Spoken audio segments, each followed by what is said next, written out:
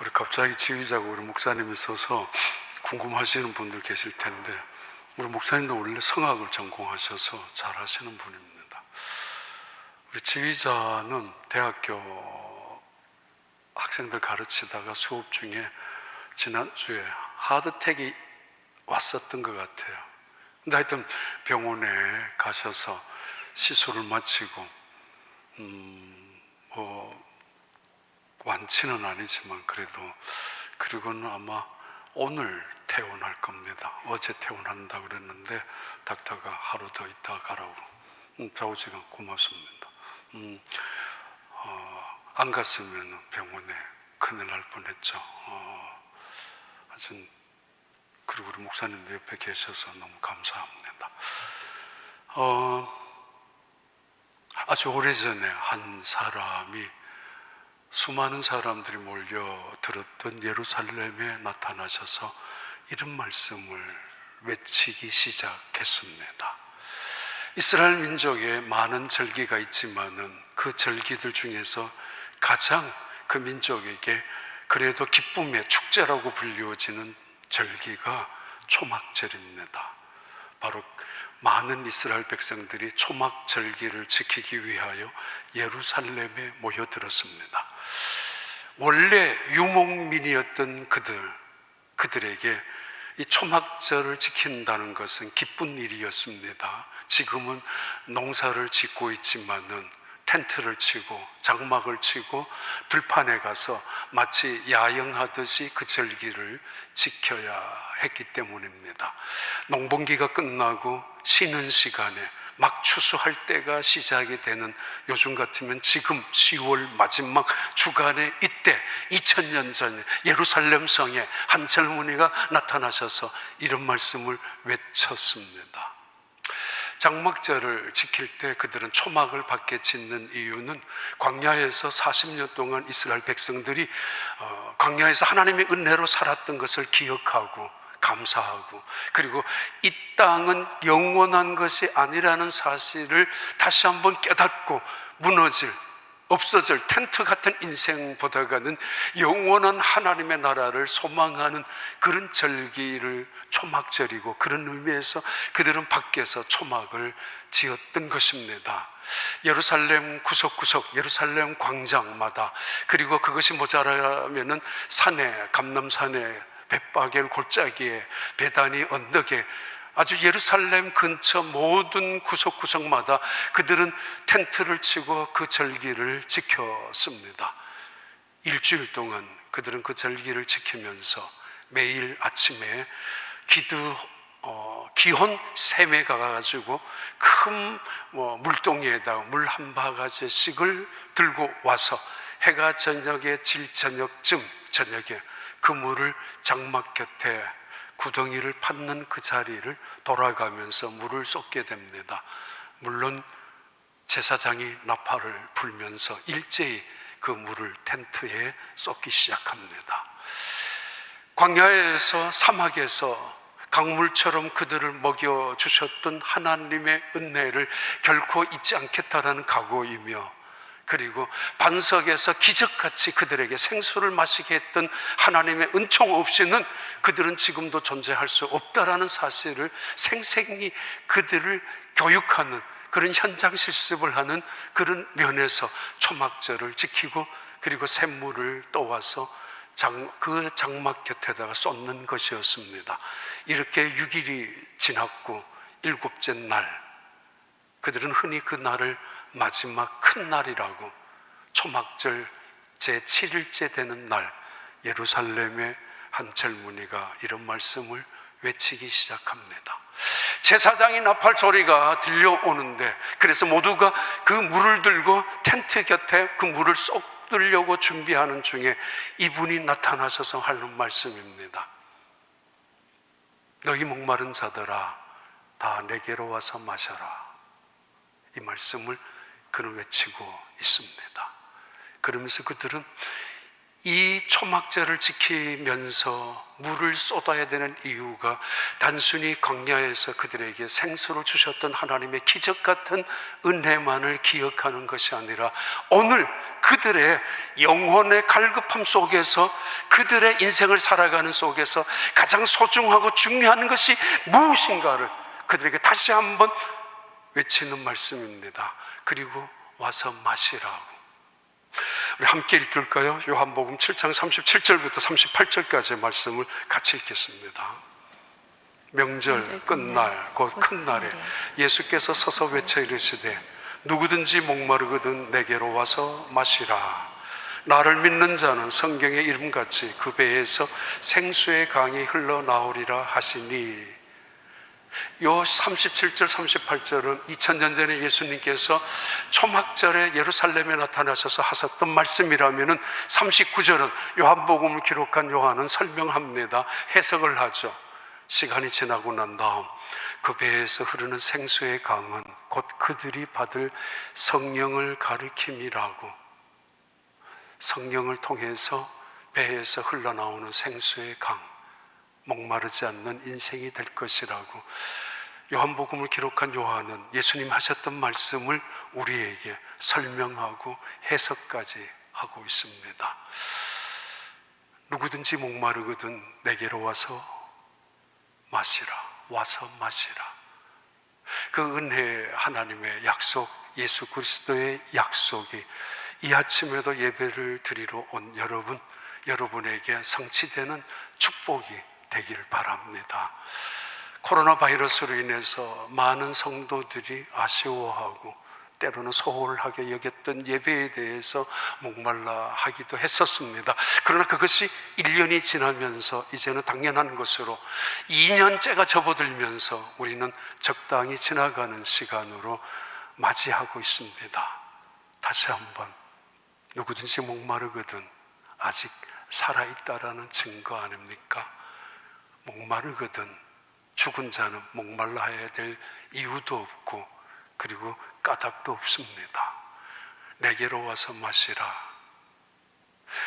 에스겔 선지자가 바라보았던 환상, 여호와의 성전에서 흘러내리는 그 엄청난 생명의 강, 그 강물에 때로는 헤엄을 치듯 축복의 이 제단이 되기를 바라고, 그런 축복 속에서, 은혜 속에서 신앙생활하는 여러분이 되기를 바랍니다. 한 젊은이가 사하라 사막을 횡단하는 꿈을 가졌습니다. 그리고 그 꿈을 위하여 착착 준비했고 계획대로 실행하고 모든 장비를 준비하고 마친 다음 그 꿈을 실현하기 위하여 사하라 사막을 걷기 시작했습니다.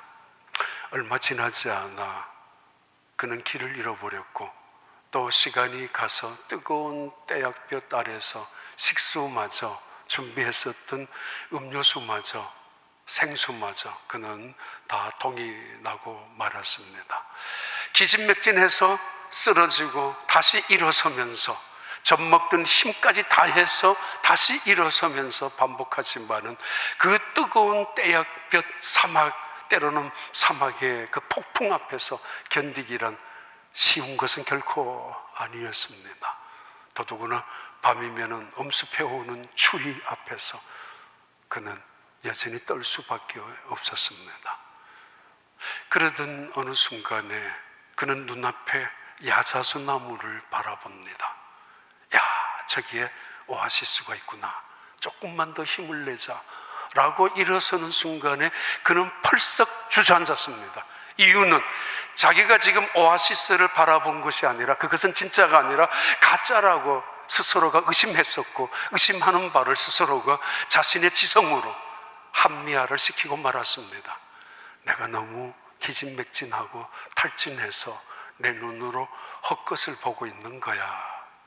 그러면서 그대로 쓰러지고 오랜 시간 기절해버렸습니다. 기절해 있는 그 순간에 다시 이번에는 환청이 들렸죠.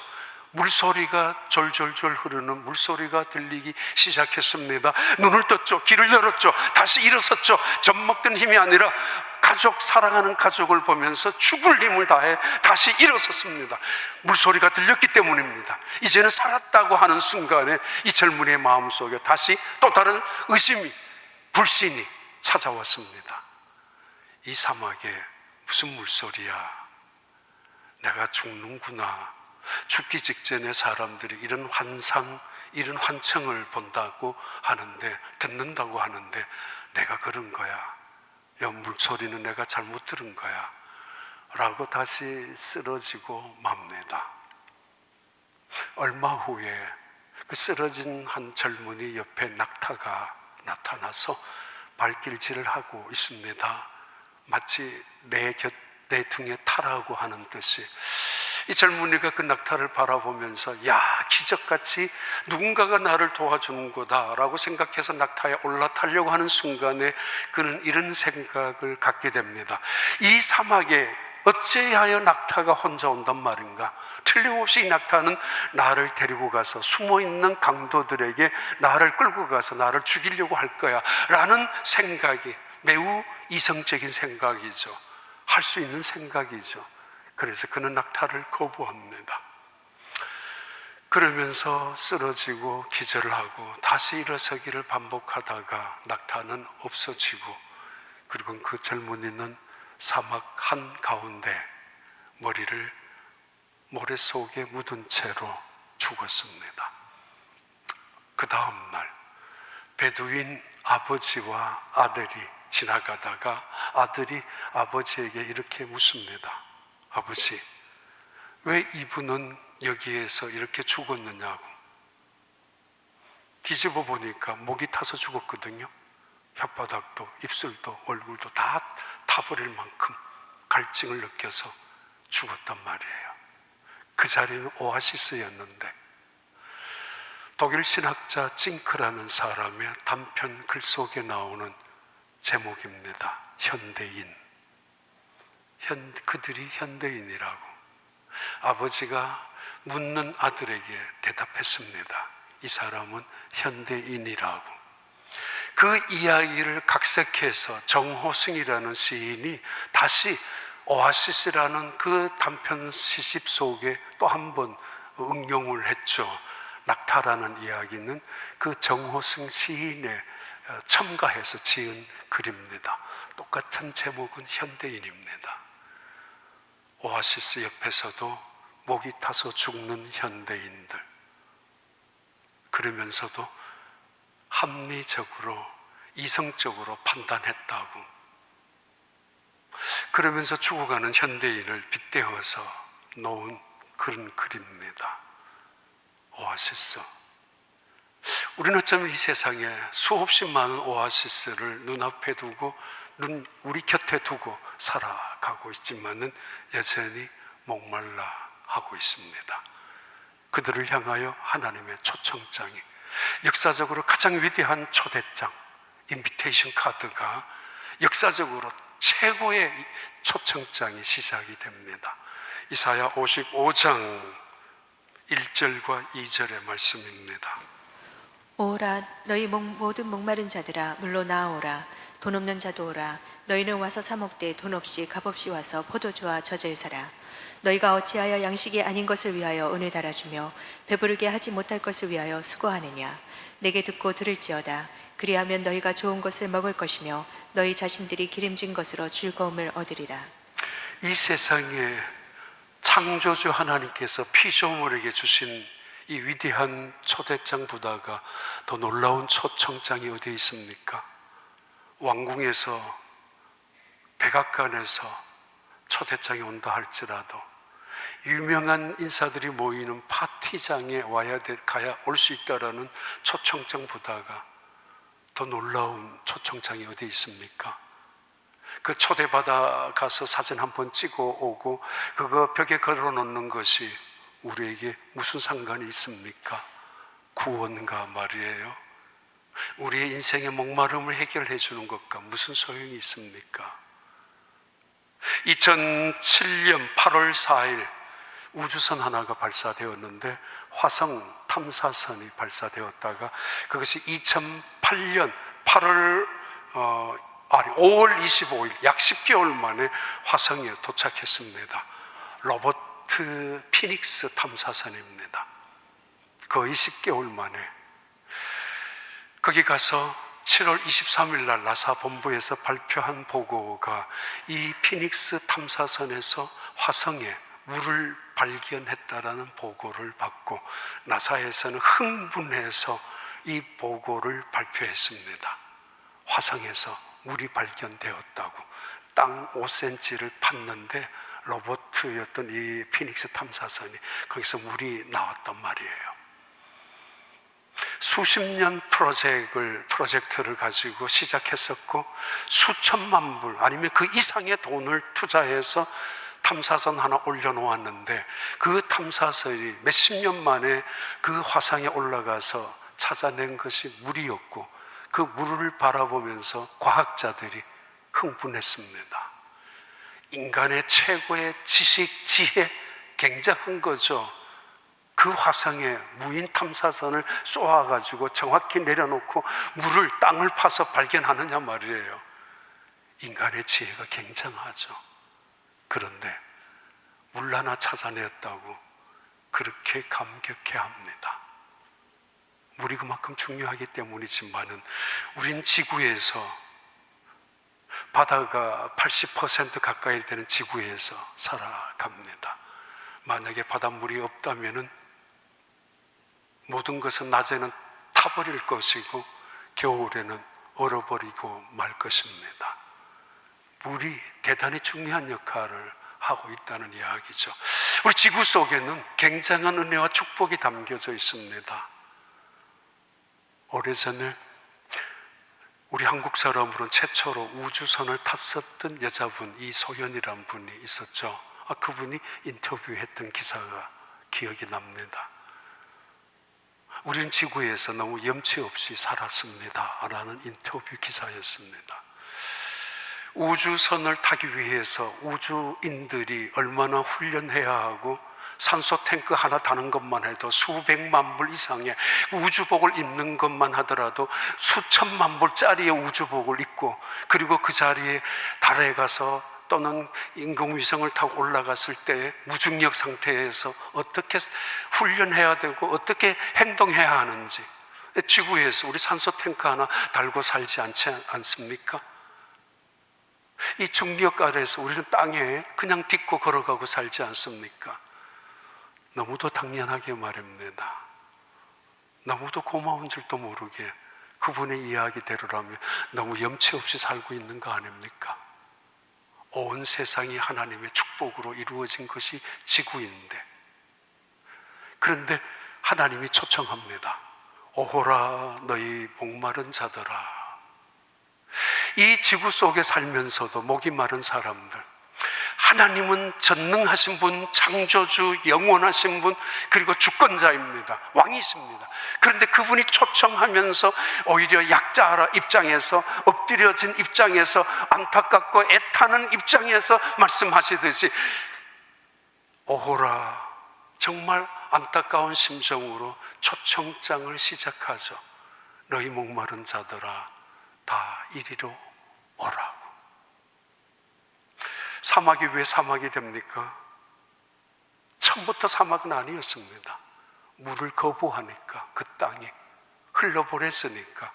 무엇 때문인지 알 수 없지만 돌이 많았는지 아니면 사람이 없었는지 그 제잘난 땅은 거부했던 그 빗방울 때문에 어느 순간 사막이 되었고, 지금은 더 이상 악순환 때문에 그 사막에는 비 한 방울 내리지 않고 있습니다. 사막, 그곳은 사막의 먼지만, 모래바람만 일으키는 곳이 사막입니다. 사막, 그곳은 나무도 자랄 수 없는 곳이고, 그래서 어쩌다가 식물이 자란다면 가시 같은 나무가 자랄 뿐입니다. 잎사귀 많으면 수분을 흡수해야 되니까 결국은 가시 같은 것들만. 사막 존재할 수도 있죠. 짐승이, 그런데 독을 가득 품은 정갈이나 독사들이 우울거리는 곳이 사막입니다. 맥스 루케이더라는 그 유명한 베스트셀러 작가 자주 이야기하죠. 그분의 목마름이라는 책 속에 이야기합니다.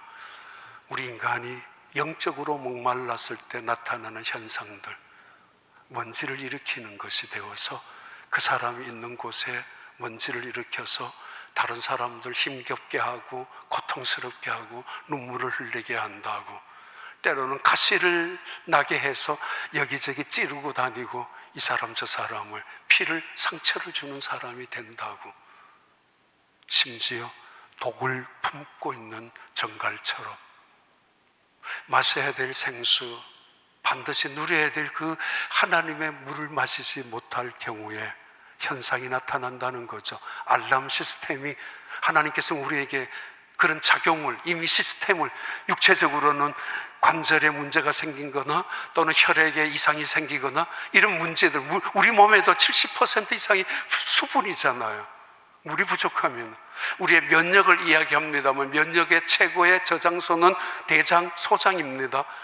잘못되면 부패하고 썩는 곳이니까 이 대장, 소장의 면역력이 강하게 하기 위해서는 물이 필수적입니다. 그렇다고 많이 마신다고 좋은 것만은 아닐 것이고, 적당한 필요한 것만큼, 그만큼 우리 몸에는 물이 중요한 것이고, 영적인 것도 물이 없을 때, 부족하기 시작할 때 독이 품어지면은 뭐가 돼요? 짜증나죠. 분노하죠. 뭐가 돼요? 근심과 걱정이 찾아오죠. 두렵고 불안하죠. 그래서 심지어 우울증에 걸리고 공황장애까지도 찾아오게 되는 거, 마땅히 마셔야 될 물을 마시지 못하기 때문에, 때로는 마셔도 갈증만 더 느끼는 바닷물 같은 것을 움켜 삼고 있기 때문입니다.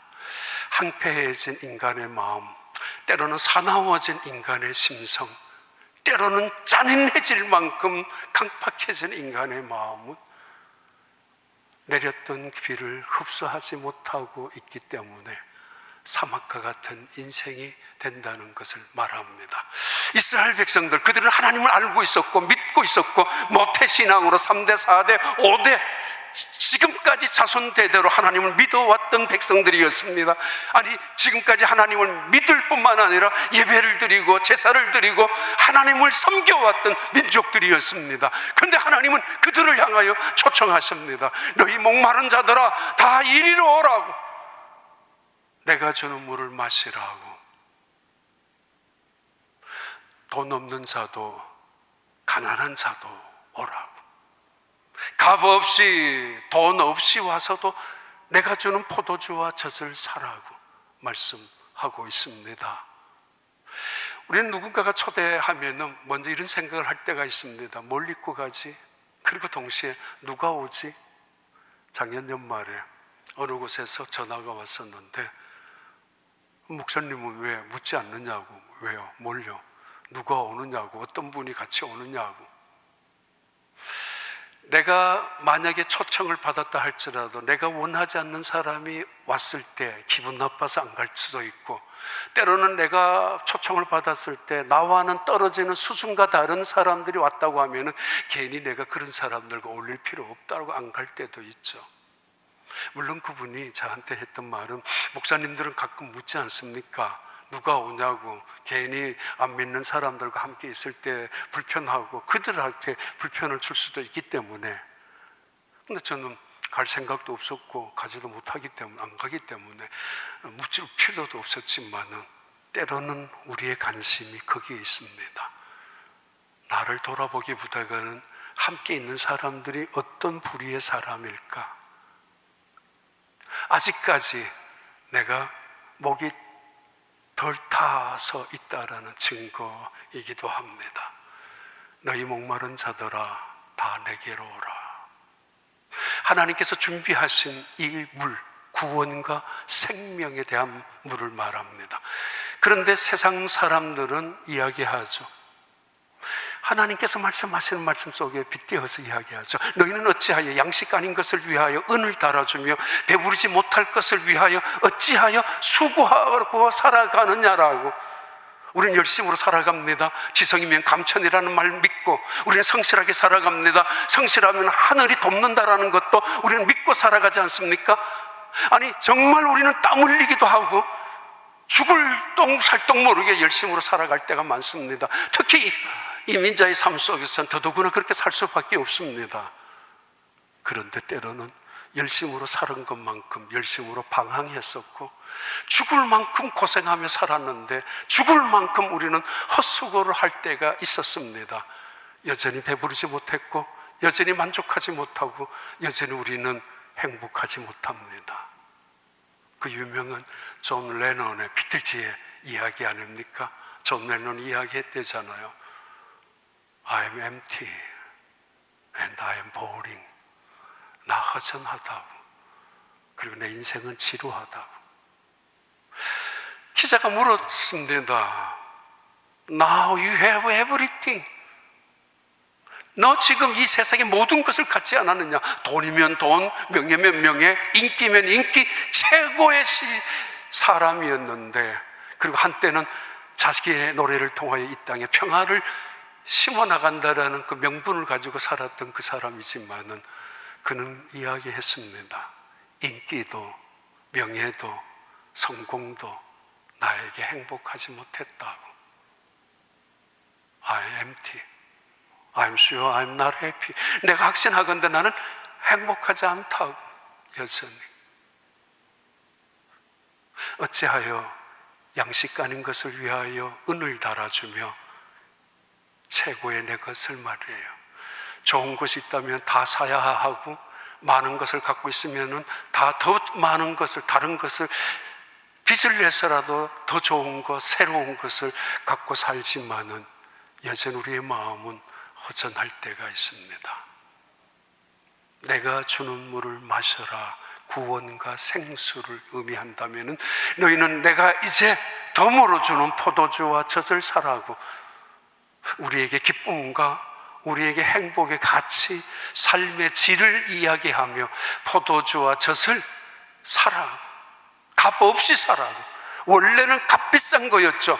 원래는 예수 그리스도로 통하여 얻을 수 없는, 그분이 우리에게 값을 지불하지 않았다면 우리는 얻을 수 없는 최고의 것들이지만은 우리가 하나님으로부터 은혜를 받기 시작한 다음 우리에게 나타나는 놀라운 축복이기도 합니다.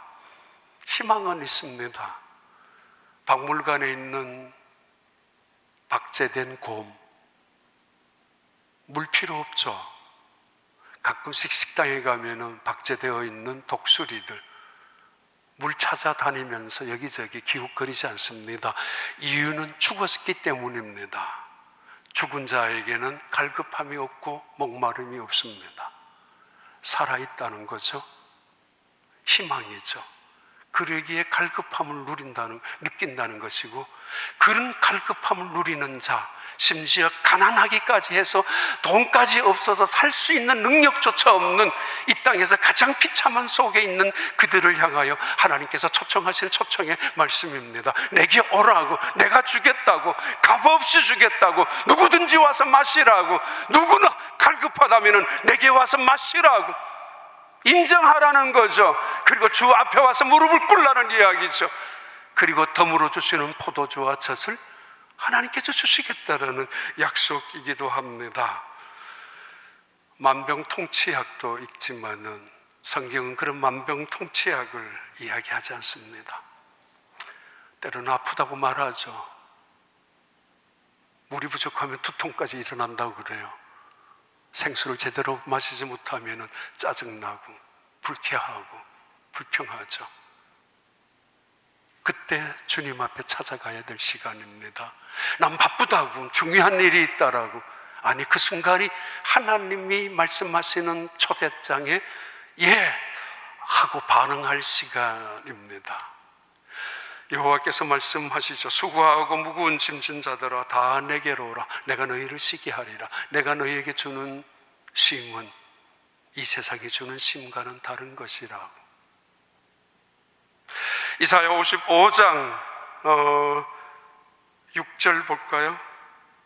너희는 여호와를 만날 만한 때에 찾으라. 가까이 계실 때에 그를 부르라. 초청장에 가장 중요한 것은 일시와 장소입니다. 언제, 결혼 날짜가 언제인가 마크해야 되고, 미국 같으면 꼭 다시 리턴 카드를, 리턴 메일을 해줘야 합니다. 왜냐하면 자석을 결정해야 되니까, 인원수가 제한되니까. 요즘 같으면 더 그렇겠죠. 인원수를 제한을 해야 되니까 리턴 메일을 꼭 줘야 됩니다. 가겠다 안 가겠다, 일시와 장소.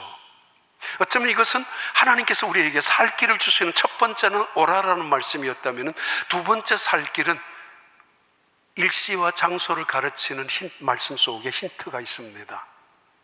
말씀하죠. 너희들은 한번 띄워봐요. 다시 한번 6절의 말씀 읽어봐요. 너희는 여호와를 만날 만한 때에 찾으라. 가까이 계실 때에 그를 부르라. 만날 만할 때에 찾으라. 일시, 가까이 계실 때에 그를 부르라. 장소, 언제든지입니다. 그리고 가장 힘들고 어려울 때입니다. 어떤 분들은 휴스턴을 피난처로 믿고 찾아왔을 수도 있습니다.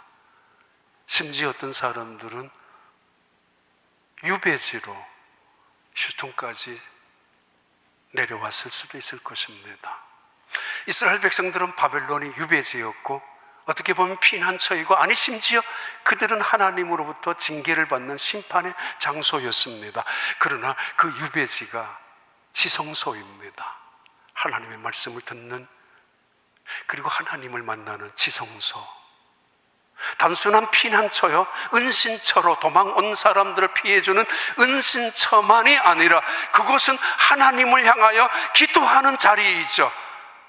가장 낮아진 자리, 버려진 자리, 심지어 심판과 징계와 고난을 받는 그 자리, 실패의 자리, 질병 속에서 고통을 받는 그 자리, 하나님이 가장 가까이에 계셔서 내게 손을 내밀고 있는 순간이란 말이고, 하나님 가장 가까이 계셔서 내게 말씀하시는 순간이라는 말입니다.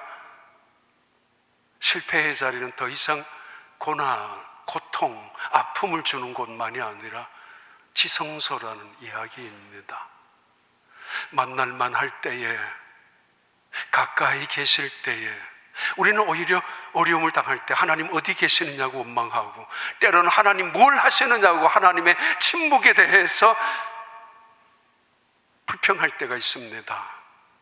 하나님이 침묵하는 그 순간은, 하나님의 부재를 느끼는 그 순간은 하나님 우리 옆에 가장 가까이에 계시는 순간을 의미합니다. 가장 가까이에 계시는 하나님의 그 시간의 때, 만날만 할 때, 그리고 그분이 우리가 그를 찾을만 할 때, 응답하실 때. 고린도후서 6장 1절에서는 그 말씀을 이렇게 이야기합니다. 우리가 하나님과 함께 일하는 자로서 너희를 권하노니 하나님의 은혜를 헛되이 받지 말라. 이르시되 내가 은혜 베풀 때에 너에게 듣고 구원의 날에 너를 도왔다 하셨으니 보라 지금은 은혜 받을 만한 때요 보라 지금은 구원의 날이로다. 예, 가끔 우리는 어려움을 당할 때가 있습니다. 또는 고난을 당할 때가 있는데, 그때 하나님께서 말씀하죠. 사람이 떡으로만 사는 것이 아니요 하나님의 말씀으로 사는 것이라고.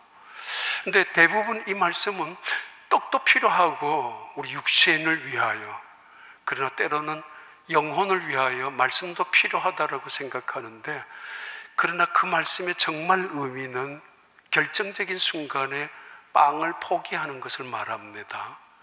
예수님께 찾아온 사탄이 이 돌로 떡을 만들어 먹으라고, 그는 굶주려 있습니다. 40일 동안이나. 그리고 당연히 떡을 필요로 합니다. 그리고 세상 사람들이 굶주려 있고 백성들이 빵을 원하고, 그리고 그런 대통령, 그런 왕을 원합니다. 떡을 줘야 합니다. 그런데 사는 길을 말하죠. 사람이 떡으로만 사는 것이 아니라 말씀으로 산다고 하시면서 예수님은 살기 위해서 말씀을 붙잡았습니다. 살기 위해서. 사업에 실패해서 또는 질병 때문에 절망 속에 있었을 때에 빵이 그를 살리는 거, 은행의 론, 대출이 그를 살릴 수도 있겠지만은 아닙니다. 하나님의 말씀이 나를 살려주었다라고 고백하는 사람들, 다 내려놓았던 순간에 자기에게 들려준 하나님의 음성과 말씀이었죠. 이 말씀이 나를 살려주었다고. 남들이 페이먼 때문에, 아니면 대출 때문에, 아니면 이민자의 삶 속에서 렌트비 때문에 어쩔 수 없이 떡을 택하는 그 순간에, 예수님은, 아니 백성들을 위하여 명분도 필요한 그 순간에 예수님은 오히려 살기 위해서 말씀을 택하였고, 세상 사람들이 군침을 흘리고 있는 떡 조각에 관심을 갖기보다는 세상 사람들이 무시하고 있는 하나님의 말씀을 붙잡고 이것이 나를 살리는 것이라고 일어섰습니다. 사람이 하나님의 말씀으로 산다라는 말씀의 의미가 그런 말이라는 것을 갖고 있습니다. 찾을만 할 때에 그를 부르고 그가 가까이 계실 때 그를 찾으라. 이사야 55장 6절에 7절부터 9절 말씀입니다. 악인은 그의 길을, 불의한 자는 그의 생각을 버리고 여호와께로 돌아오라. 그리하면 그가 긍휼히 여기시리라. 우리 하나님께로 돌아오라. 그가 너그럽게 용서하시리라. 이는 내 생각이 너희와 생각과 다르며 내 길은 너희의 길과 다름이니라. 여호와의 말씀이니라. 이는 하늘이 땅보다 높음 같이 내 길은 너희의 길보다 높으며 내 생각은 너희의 생각보다 높으니라. 하나님의 초청장이죠. 오라고. 목마른 자들에게 무조건 돈 없이 오라고. 두 번째 사는 길은 부르라 그랬죠. 그러면 말씀을 붙잡든지 하나님을 만나게 될 것이라고. 더더구나 가장 가까이 계실 때 일시와 장소를 이야기하죠. 어디서나. 그리고 또 하나의 조건이 있는데, 이번에는 어떤 컨디셔널 조건을 이야기합니다. 뭐예요? 너의 생각을, 불의한 자는 버리고, 그 길을 버리고, 악한 자는 그 생각을 버리고 내게로 오라고. 조건이 있습니다. 초대장에 보면은 주의하고 옷을 이렇게 입고 와야 됩니다. 어떤 파티장에는, 어떤 고급 레스토랑에는 입구에 적어 놓기도 합니다. 이런 사람은 들어올 수 없습니다. 슬리퍼를 신고 오거나 또는 복장을 단정하게 해야 합니다라고 주의를 줄 때도 있습니다. 품격을 위해서, 다른 사람들을 위해서도 하나님께서 우리에게 초청장에 하나의 조건을 달고 있습니다. 악한 자는 그 생각을 버리고, 불의한 자는 그 길을 버리고, 그 길과 그 생각을 버리고 나아오라고. 하나님이 모세에게 만났던 그 장소에서 하셨던 말씀입니다. 모세야, 너가 서 있는 곳에 신발을 벗으라고. 너가 갖고 있는 신분, 너가 가지고 있는 경력, 너가 갖고 있는 훈장이나 계급은 내려놓아. 너가 살아왔던 지금까지 이력서, 경력서를 다 내려놓으라고. 너희가 있는 곳은 신발을, 거룩한 곳이니 신발을 벗으라. 하나님은 모세에게 필요한 것이 그의 경력이나 능력이 아니라 그 손에 있는 지팡이 하나였습니다. 오히려 그 지팡이가 하나님의 손에 붙잡혔을 때 바다가, 반석이, 그리고 수많은 하나님의 일들을 행하게 되었던 도구였지 모세의 훈장은 아니었습니다. 그래서 말씀하셨죠. 모세야, 내 신의 신발을 벗으라고.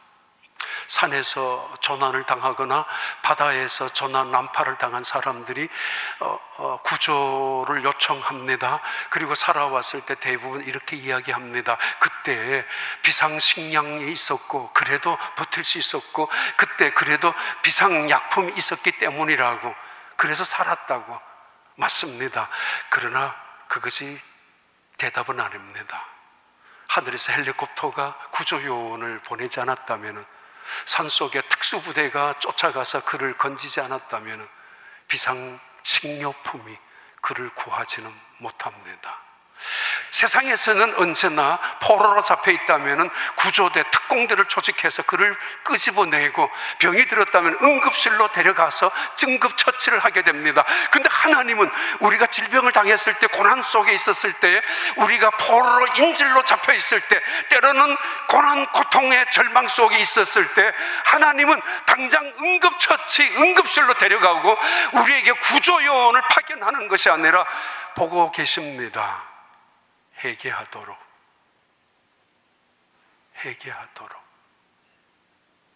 악한 자는 그 생각을 버리고 불의한 자는 그 길을 버리고 내게로 나오라고.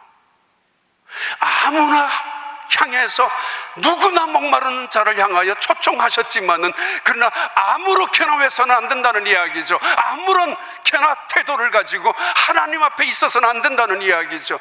그 길을, 그 생각을 버리고 돌아오라. 하나님의 생각은 너희 생각과 다르며 마치 하늘과 땅이 높음 같이 하나님의 길과 너희 길은 다르다라고. 홍해 앞바다에서 그들의 생각과 그들의 길은 배를 띄우는 것이었고 다리를 만드는 것이었고, 생각한다면 뗏목을 띄워서 그 많은 이스라엘 백성들이 홍해 바다를 건너는 것이었을 것입니다. 그러나 하나님의 길은 바닷속에 육지 같은 길을 만들어내는 것이 하나님의 생각이었고 하나님의 길이었습니다. 이사야 55장 3절 봐요. 너희는 귀를 기울이고 내게로 나와 들으라. 그리하면 너희의 영혼이 살리라. 내가 너희를 위하여 영원한 언약을 맺으리니 곧 다윗에게 허락한 확실한 은혜이니라. 사막에서 머리를, 사실은 표현이 이상한데, 모래에 처박고 죽은 젊은이, 그 젊은이를 곁대어서 하는 이야기입니다. 현대인들 많은 것들을 곁에 두고도 다 써보지도 못하고 죽어가는 이상한 현대인들, 좋은 거, 더 좋은 것을 갖고 있으면서도 한 번도 제대로 써보지도 못한 채 죽어가는 현대인들, 미래의 노후 대책 때문에 오늘을 불행하게 살고 그리고 오늘을 불안해하는 희귀병에 걸려있는 현대인들, 늘 곁에 오아시스가 있음에도 불구하고 이래서 거절하고 저래서 거절하고 자기 이성과 지성을 가지고 거부하면서 결국은 지쳐버린 현대인들, 사랑할 수 있는 시간이 얼마 남지 않았다는 사실을 알고도 사랑하지 못하는 바보 같은 현대인들, 그들은 오늘도 서로의 파멸의 길로 가고 있다고 목소리를 높이면서 물을 달라고 외치지만 정작 마실 생각은 하지 않고 있다고.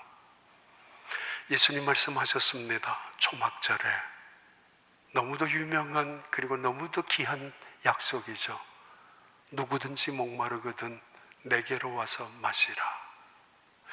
바로 지난주에 미국에서 발간하는 크리스찬 신문에 어떤 목사님이 간증을 적었습니다. 그 간증이 자기 교회 장로님 한 분이 수술을 했는데, 수술하고 난 다음 그 은퇴하신 장로님인데 당회원들이 다 그 집에 가서 그 집 문 앞에서 노래를 불렀었다고. 노래를 불렀던 노래가 그냥 가곡 같은 대중가요인데, 내가 살아가는 동안에 할 일이 또 하나 있지. 알죠? 내가 살아가는 동안에 할 일이 또 하나 있지. 혼자 연습 많이 했는데 늘 음정이 불안하고, 바람 부는 벌판에 서 있어도 나는 외롭지 않아. 그러나 솔잎 하나 떨어지면 눈물 따라 흐르고 우리 타는 가슴마다 햇살은 다시 떠오르네.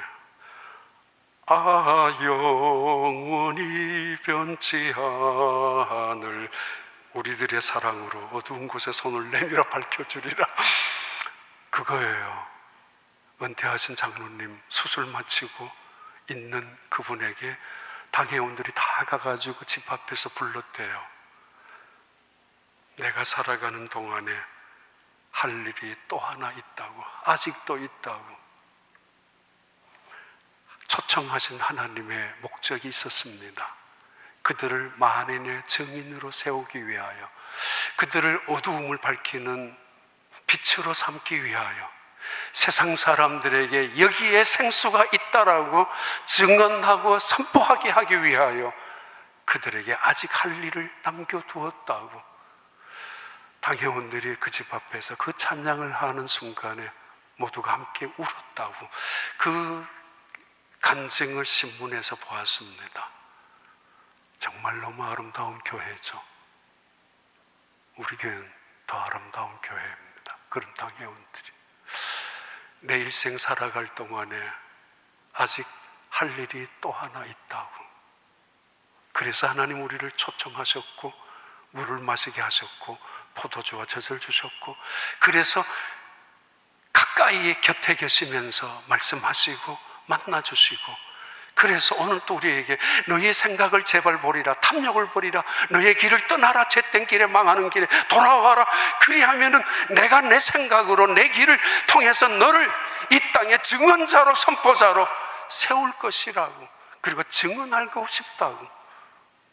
날마다 흘러나오는 생수의 강물이 우리 제단에 가득히 넘쳐 이 자리에 찾아오는 성도들마다 마시는, 구원의 생수를 마시는, 그래서 이 세상을 향하여 하나님이 하나님 되심을 증언하며 살아가는 여러분이 되기를 바랍니다. 은혜로우신 하나님 아버지, 여전히 부족하고 여전히 나약하고 그래서 흔들리는 세상 속에 함께 흔들리고 살아가는 저희들입니다. 그러나 불쌍히 여겨주셔서 오늘 또 예배로 통하여 강물 같은 생수의 강가에 있게 해주시니 감사합니다. 말씀 한마디라도, 기도 한마디라도, 찬양 한마디라도 우리의 가슴을 적셔주는 생수가 되게 하시고, 그 이슬 한 방울을 통하여 그 뜨거운 태양볕 속에서도 자라나고 생명을 이어가는 것처럼 하나님 아버지, 우리도 그 은혜의 생수를 마심으로 이 땅에서 마음껏 믿음으로 승리하며 살아가는 하나님의 사람들 되게 하여 주시옵소서. 예수님 이름으로 기도하옵나이다.